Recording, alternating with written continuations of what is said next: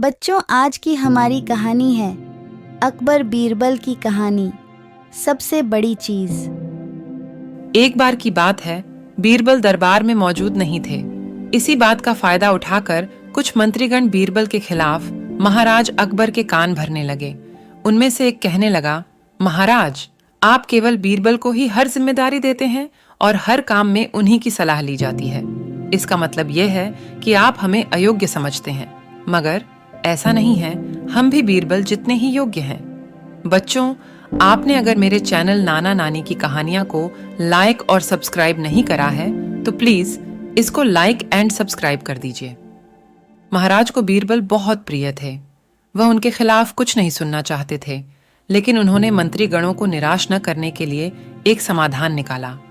उन्होंने उनसे कहा, मैं तुम सभी से एक प्रश्न का जवाब चाहता हूं, मगर ध्यान रहे कि अगर तुम लोग इसका जवाब न दे पाए तो तुम सबको फांसी की सजा सुनाई जाएगी।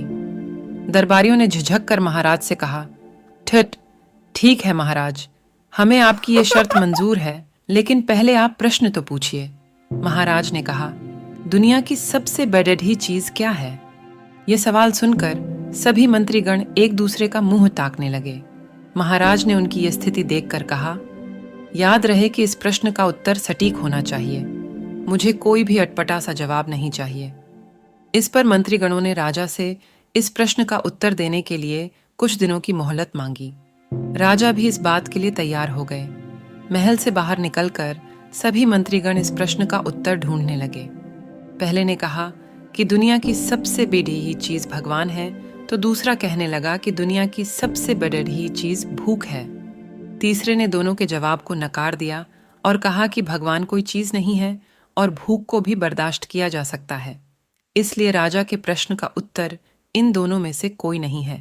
जब सभी बीरबल को लेकर दरबार में पहुंचे तो महाराज इस मंजर को देखकर हैरान थे।